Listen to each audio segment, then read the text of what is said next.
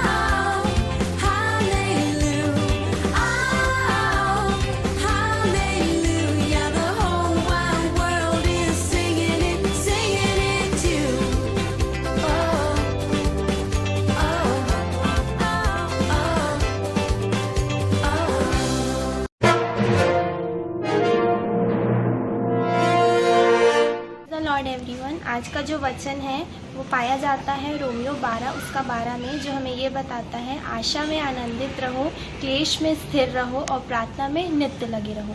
इसे हम एक बार और बोलेंगे, आशा में आनंदित रहो, क्लेश में स्थिर रहो और प्रार्थना में नित्य लगे रहो। अब बिना देखे बोलेंगे, आशा में आनंदित रहो, क्लेश में स्थिर रहो और प्रार्थना में नित्य लगे रहो। इससे हमें ये शिक्षा मिलती है कि जब हम इस क्लेश में जी रहे हैं तो हमें नित्य प्रार्थना करनी है और आनंदित होना है इस बात पे कि वो प्रभु यीशु मसीह हमें इस क्लेश से बहुत जल्द से जल्द निकालेंगे। परमेश्वर आप सभी को आशीष दे।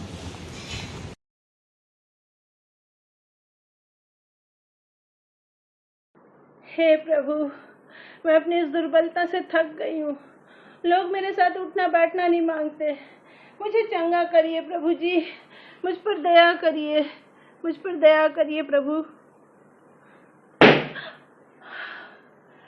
ओह, मैं चंगी हो गई। मेरा प्रभु महान है। आप जीते परमेश्वर के पुत्र हैं। हाँ बच्चों, तो आज तुम समझ गए होगे। आज हम कुबड़ी स्त्री की चंगाई की घटना देखने वाले हैं, जो आराधनालय में 18 वर्ष से उपस्थित होती थी और चंगाई चाहती थी, और प्रभु यीशु मसीह ने उसी कुबड़ को ठीक किया था।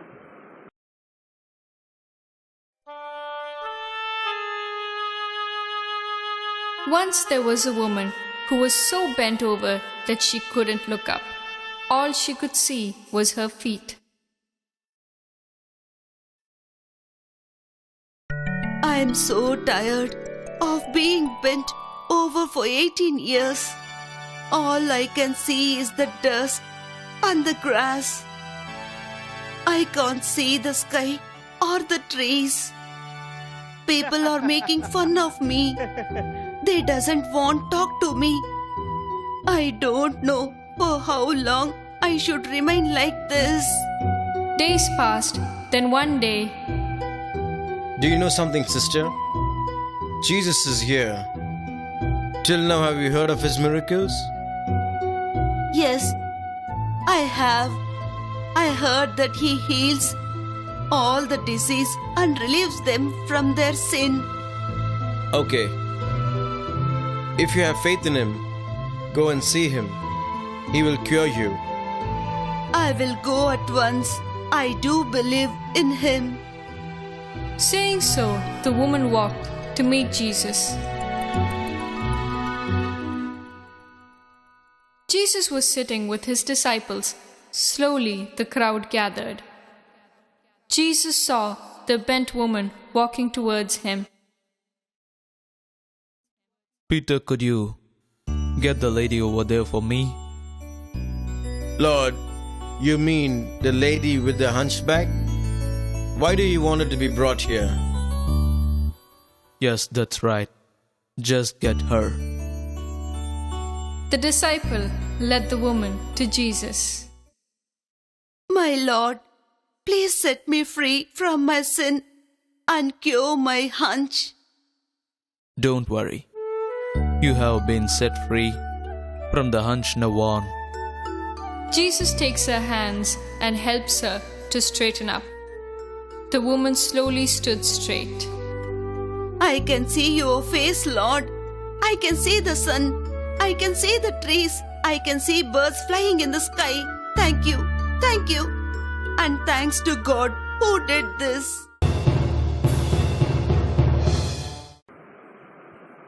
बच्चों, ये घटना जो तुमने देखी है, ये सबके दिन की घटना है। सबका दिन अर्थात विश्राम का दिन, जिस दिन कोई भी काम नहीं किया जाता था। तो यीशु मसीह ने इस दिन ये कार्य क्यों किया? क्यों चंगाई दी उस कुबड़ी स्त्री को? इसलिए कि प्रभु यीशु मसीह ये बताना चाहते थे कि हर एक दिन जो उन्होंने बनाया है वो पवित्र है, अच्छा है। कोई दिन अच्छा और कोई दिन बुरा नहीं है।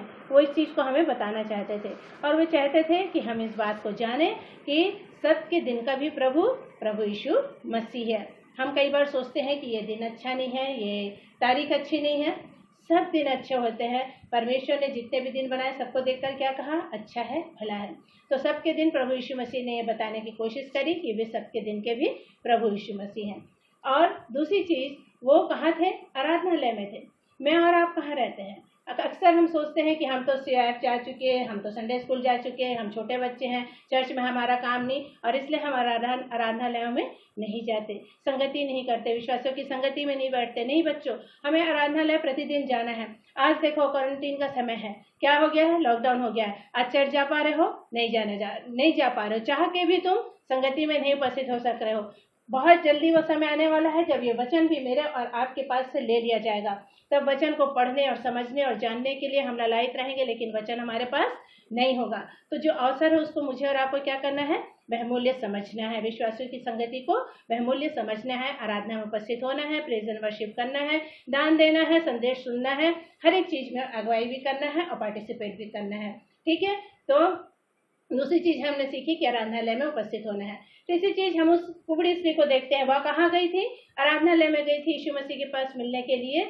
उसने ये नहीं सोचा कि उसकी इतनी कुबड़ निकली हुई है, लोग उससे मिलना नहीं चाहते हैं, उससे बात नहीं करना चाहते हैं, उसके साथ बैठना नहीं चाहते हैं, लोग क्या बोलेंगे क्या सोचेंगे, कुछ नहीं सोचा उसने। वो क्या करी, प्रभु यीशु मसीह से मिलने के लिए जाती, क्योंकि इसके दिल में कहीं ना कहीं विश्वास का छोटा बीज था कि यीशु मसीह मुझे चंगाई कर देंगे। हो सकता है बहुत से प्रचारक थे, बहुत से पास्टर थे, बहुत से चंगाई देने वाले, बहुतों ने उसके लिए प्रार्थना की होगी। 18 वर्ष से बीमार थी ना वो, लेकिन उसको चंगाई नहीं मिली। लेकिन प्रभु यीशु मसीह ने जब उसकी पीठ पर हाथ रखा और उसे चंगाई दी, तो वो क्या हो गई, चंगी हो गई। और जब वो चंगी हुई तो क्या करी, उसने सीधी खड़ी हुई और प्रभु यीशु मसीह की क्या करने लगी, महिमा और स्तुति करने लगी।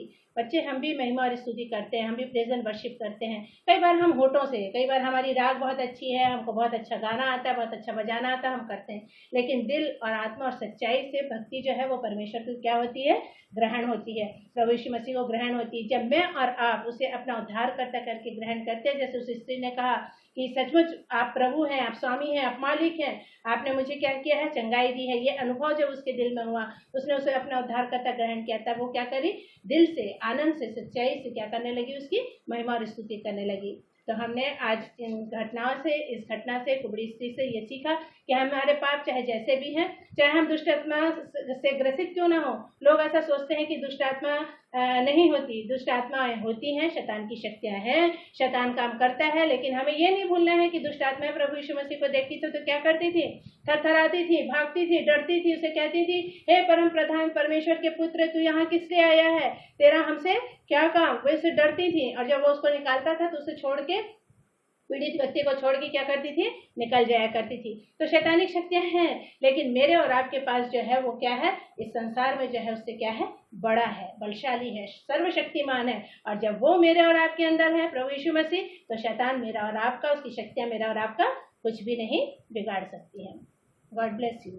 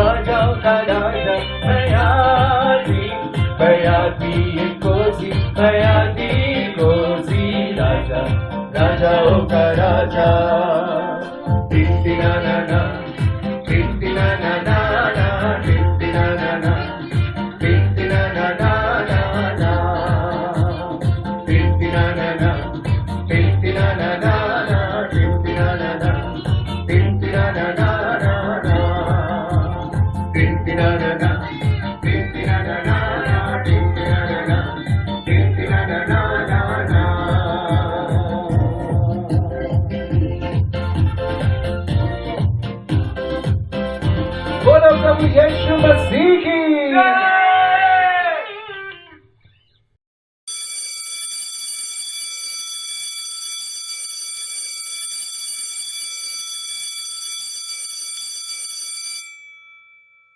मैं पास्टर रामशरण सूरज एक बार फिर इस वर्ष के DVBS क्लास में आप सब लोगों का स्वागत करता हूं। ईश्वर आप सब लोगों को आज के वचन से आशीष प्रदान करें। आज का विषय जो सीखने के लिए है वो है उपवास का सही मतलब, उपवास का सही अर्थ। इसका मुख्य वचन मत्ती रचित सुसमाचार 6 अध्याय उसका 16 से 18 पद है, जहां प्रभु यीशु मसीह ने बताया कि जब तू उपवास करे। मत्ती 6 अध्याय में प्रभु यीशु मसीह ने कुछ धार्मिक कार्यों के विषय में, धार्मिकता के कार्यों के विषय में बताया। जैसे धार्मिकता के कार्यों में दान देना, प्रार्थना करना और उपवास करना। इन 3 बातों को प्रभु ने रखा। अर्थात ये है कि उपवास करना धार्मिकता का कार्य है जो सच्चाई के साथ होनी चाहिए, पहली बात। दूसरी बात जो है जिसमें कोई दिखावा नहीं होना चाहिए। इससे संबंध में हम 2 बातें देखेंगे कि उपवास के सही अर्थ को, मतलब को समझने के लिए इन 2 बातों पर हम ध्यान करेंगे। पहली बात जो है वो है अनुचित तरीके का उपवास और दूसरा जो है उचित तरीके का उपवास। और इन दोनों का जो है संदर्भ हमें मिलता है। अनुचित तरीके के उपवास का जो संदर्भ है यशायाह 58 1 से 5 तक मिलेगा और उचित तरीके के उपवास का संदर्भ जो है बाइबल में यशायाह 58 उसका 6 से 9 पद तक मिलेगा। पहली बात, अनुचित तरीके या ढंग से उपवास रखना। यशायाह 58 1 से 5 ये जो तरीका है जैसे उपवास रखते हैं, और प्रभु यीशु मसीह ने जैसे कहा कि जब तू उपवास करे तो तेरे मुंह पर उदासी छाई ना रहे, तेरा मुंह बना ना रहे। ये पद जो है यशायाह 58 उसका 3 पद में हम लोग पाते हैं। पहली बात, परमेश्वर को दिखाने या लोगों को दिखाने या प्रदर्शन करने के लिए उपवास लोग रखते हैं। प्रभु ने पहले ही बता दिया था कि हमें लोगों को दिखाने के लिए उपवास नहीं रखना है। अपने शरीर या प्राण में दुख उठाने के लिए उपवास रखते हैं, जैसे कि निराहार रहना, अपने शरीर को दुख देना या शरीर में प्राण में दुख उठाना। ये एक उपवास का एक अनुचित तरीका जिसको प्रभु ने कहा कि जो सिर्फ दिखाने के लिए किया जाता है। तीसरा जो है वो व्यक्तिगत आनंद के लिए लोग उपवास रखते हैं। पद 3 में ही इसका वर्णन है। जैसे उदाहरण हम लोग पढ़ते हैं लूका रचित सुसमाचार 18 उसका 12, ताकि जैसे वो फरीसी जो है जो उपवास रखता था अपना बड़ाई मार सके या अपना सेखी जो है वो बघाड़ने के लिए वो उपवास रखता था। सप्ताह में 2 बार उपवास रखता था अपना व्यक्तिगत आनंद के लिए या अपनी व्यक्तिगत बातों के लिए जो है। जैसे वो सप्ताह में 2 बार उपवास रखता था, अर्थात वर्ष में 104 दिन उपवास रखता था।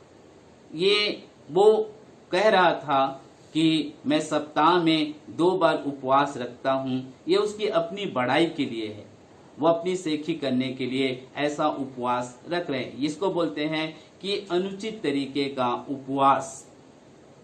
अगला जो है अनुचित तरीके का उपवास ये है उपवास के साथ साथ बुरे कार्य करना। पद 4 में लिखा है कि वहां पर लिखा है कि आपस में लड़ते और झगड़ते हो और दुष्टता से एक दूसरे को घूंसे मारते हो और अपने कर्मचारियों से जो है कठिन काम को कराते हो। अपना उपवास रख लेते थे और अपने कर्मचारियों से जो है, सेवकों से जो है कठिन मेहनत को करवाते थे, क्योंकि हम उपवास रखे इसलिए बहुत अधिक काम उनसे लेते थे। और ये जो कार्य है उपवास के साथ ही साथ जो है बुरे कार्य करना।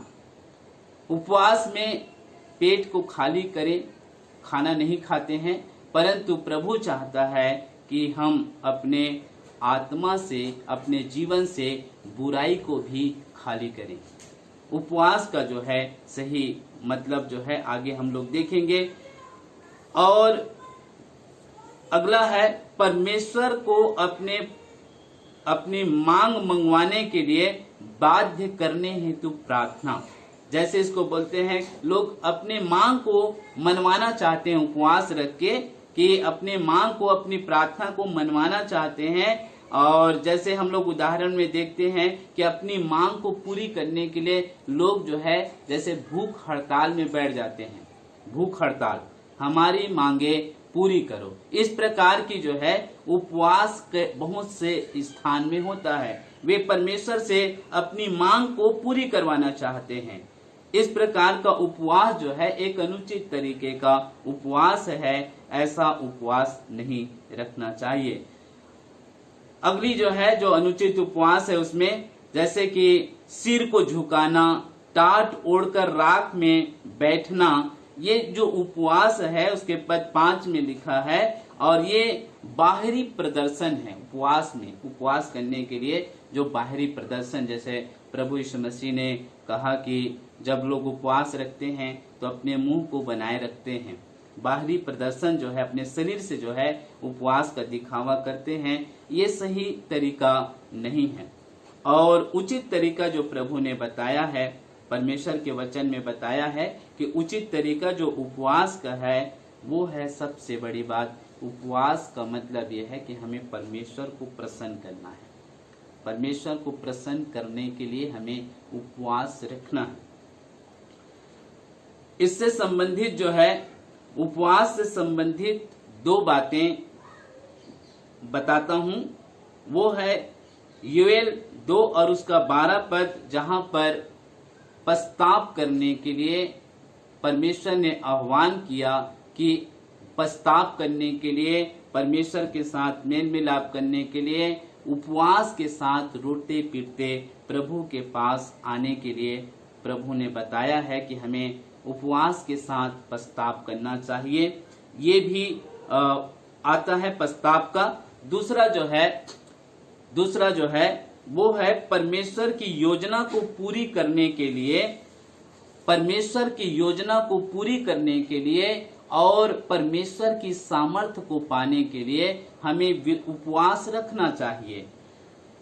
ये यीशु मसीह का उदाहरण है। लूका रचित सुसमाचार 4 अध्याय उसका 1 और 2 पद में लिखा है कि यीशु मसीह जो है जब सेवा आरंभ करने वाला था तब उसने जो है उपवास रखा 40 दिन का। और प्रेरितों के काम 13 अध्याय उसका 1 और 2 पद में हम लोग पढ़ते हैं कि प्रेरित पौलुस, बरनबास और जो प्रभु के जो जन थे उन्होंने उपवास सहित परमेश्वर से प्रार्थना किया कि उन्हें परमेश्वर की योजना को पूरी करने के लिए परमेश्वर के पवित्र आत्मा की सामर्थ्य की जरूरत है।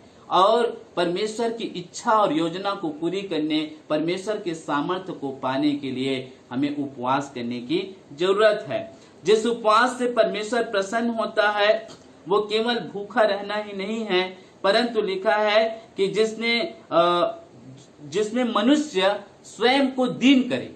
उपवास का सही मतलब ये होता है कि मनुष्य स्वयं को दीन करे। यदि हम अपना घमंड त्याग देते हैं तो ये सही उपवास है। इससे परमेश्वर प्रसन्न होता है। इसको परमेश्वर सही उपवास मानता है कि यदि मनुष्य स्वयं को दीन करे, अपने घमंड को छोड़ दे और अन्याय के बनाए हुए दासों को जो है छुड़ा ले। आज बहुत सारे लोग अन्याय सह रहे हैं, अन्याय में बंधे हुए हैं, उनको छुड़ाना जो है सही उपवास है। अंधेर सहने वालों का जुआ तोड़कर उन्हें छुड़ाना, ये सही उपवास के बारे में परमेश्वर ने बताया है।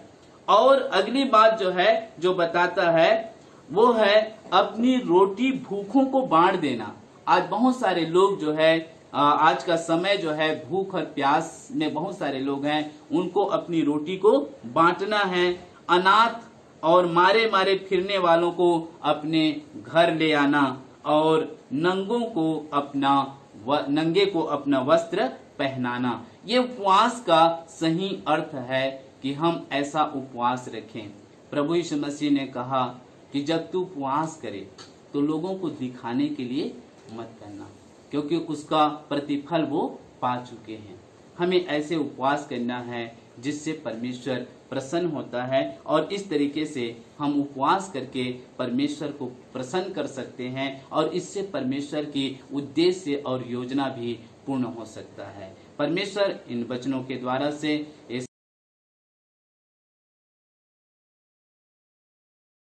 जय मसीह की, मेरा नाम है अभिलाषा कुमार। जय मसीह की, मेरा नाम है ऋतिक कुमार। और हम आपको आज बताएंगे 10 विपत्तियों के बारे में जो पाया जाता है निर्गमन 7 से 11। मूसा और हारून यहोवा की आज्ञा के अनुसार अपनी लाठी के द्वारा चमत्कार दिखाते हैं। इसमें पहली विपत्ति है, नदी का पानी लहू बन जाता है, जो पानी पीने के योग्य नहीं होता है। फिर दूसरी विपत्ति है मेंढकों का आक्रमण होना, जिसमें पूरा देश मेंढकों से भर जाता है और पूरा शहर सिर्फ बदबुओं से भर जाता है। तीसरी विपत्ति है कुड़कियों के झुंड का आक्रमण, जिसमें कुड़कियाँ सारे देश में फैल जाती है। चौथी विपत्ति है डांसों के झुंड। और पांचवी विपत्ति है पशुओं की मौत हो जाती है, जिसमें सारे घरों के जितने भी पशु होते हैं सारों की मृत्यु हो जाती है। छठवीं विपत्ति है फफोला और फोड़ों का निकलना, जिसमें मिस्रियों के शरीरों में बड़े बड़े से फफोले निकल जाते हैं। सातवीं विपत्ति है ओलों की वर्षा, जिसमें बड़े बड़े ओले गिरते हैं। आठवीं विपत्ति है टिड्डियों का आक्रमण। और नौवीं विपत्ति है अंधकार हो जाना, जिसमें 3 दिन तक अंधकार हो जाता है, जिसमें इस्राएलियों के क्षेत्र में अंधकार नहीं होता है। और 10वीं विपत्ति है पहलौठों की मृत्यु की चेतावनी, जिसमें यह होता है कि जो भी अपने चौखट में खून का छाप नहीं लगाते हैं उनके घर में पहलौठों की मृत्यु हो जाती है। Thank you so much for watching. God bless.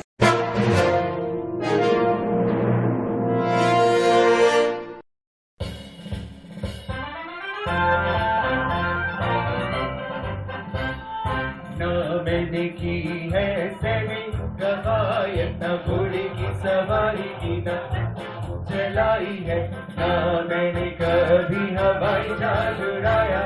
सैनिक मैं प्रभु यीशु का, सैनिक मैं प्रभु यीशु का, सैनिक मैं प्रभु यीशु का। न मैंने की है सेविंग कवायत, न घोड़े की सवारी की न बंदूक चलाई है, न मैंने कभी हवाई जहाज उड़ाया है, पर सैनिक हूँ मैं प्रभु यीशु का।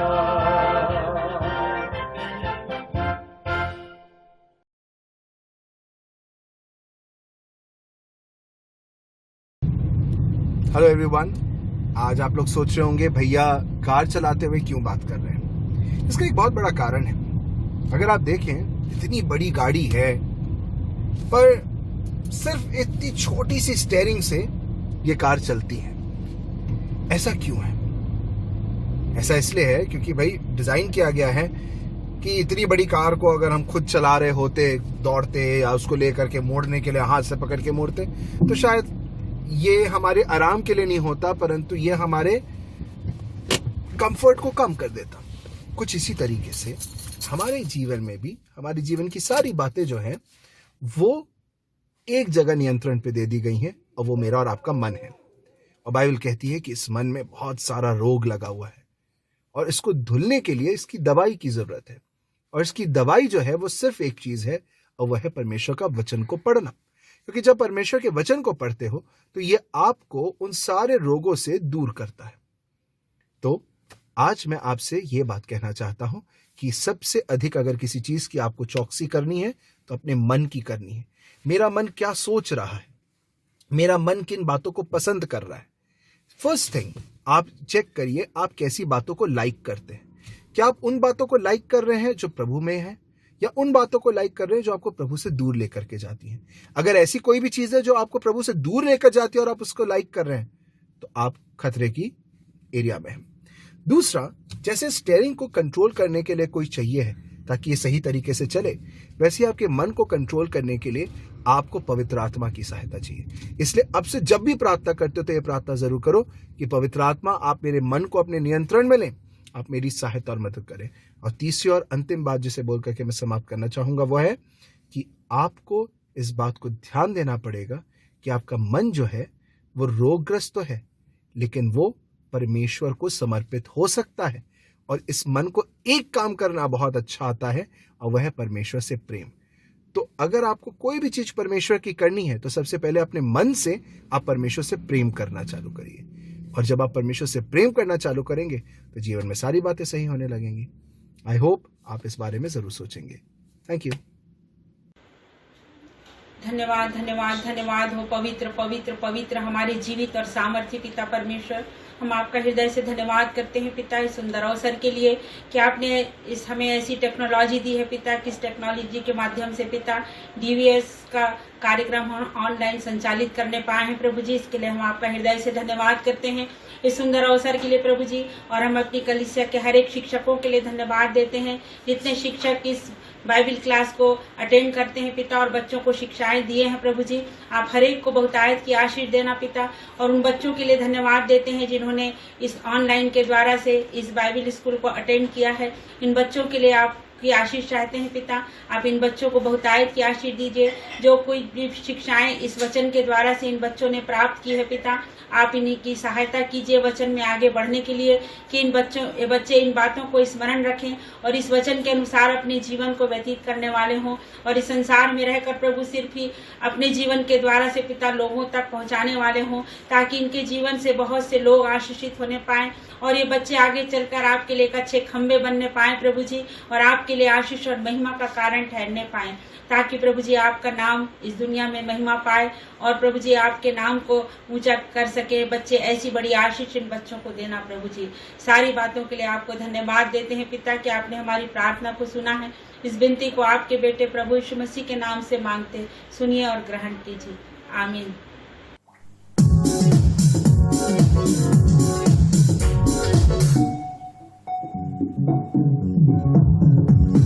हमारा बीबीएस हो गया है अभी, हमारा बीबीएस हो गया है अभी। सलाम सलाम फिर मिलेंगे सभी, सलाम सलाम फिर मिलेंगे सभी। आइए हम आशीष ग्रहण करेंगे। और अब जो हमें ठोकर खाने से बचा सकता है उस अद्वैत सर्वशक्तिमान पिता परमेश्वर का प्रेम, प्रभु यीशु मसीह का अनुग्रह, पवित्र आत्मा की शांति और सहभागिता हम सबों के साथ में, विशेषकर इस वीडियोस को देखने वाले सभी बच्चे, बड़े और जवानों के साथ अब से लेकर सदा तक बनी रहे। आमीन।